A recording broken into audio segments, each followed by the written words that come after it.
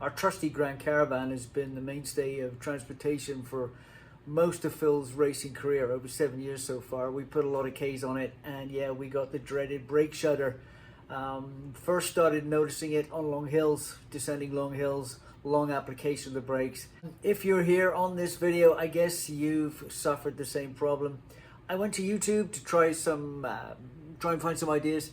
There was some information about sanding down your brake pads. You didn't think it would be that good, but we tried it. Didn't make any difference. Someone else said, well, you should change all the rotors because they warped. Did that didn't make any difference either. So I figured it's time to do a deep dive. So I have figured it out. I know what to do to get rid of the dreaded brake shudder. This video will show you how to do it. This is where the trouble starts, the rear brake calipers. And this is the part you need to replace, the caliper support bracket.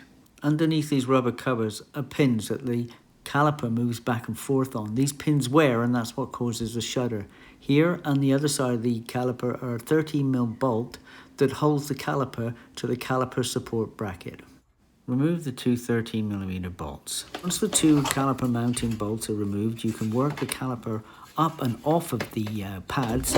It may be a little difficult because of the park and brake cable. Once you've got it off, park it on top of the brake shield. Caliper support bracket is held in place by these two 18mm bolts on the inboard side.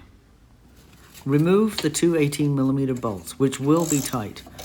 Once you've got these bolts out, you'll be able to lift the caliper support bracket away from the rotor, and it will bring the brake pads with it.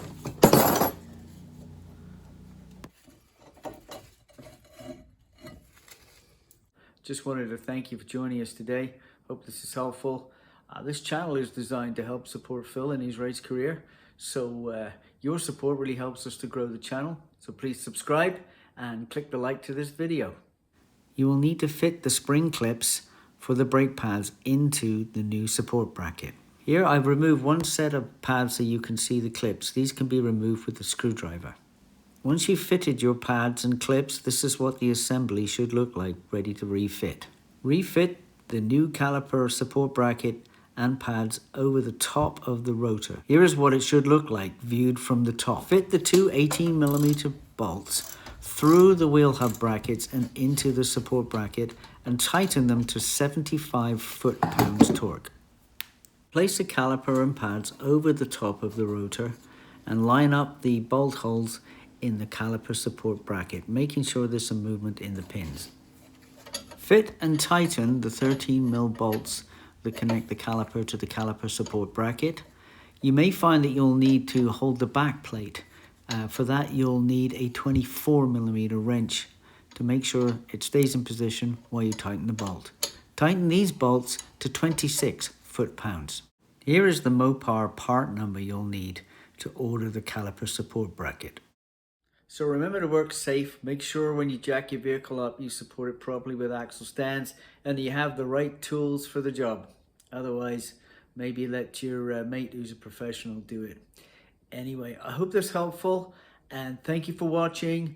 Please subscribe to our channel. It really helps us out, and like the video. We'll see you soon.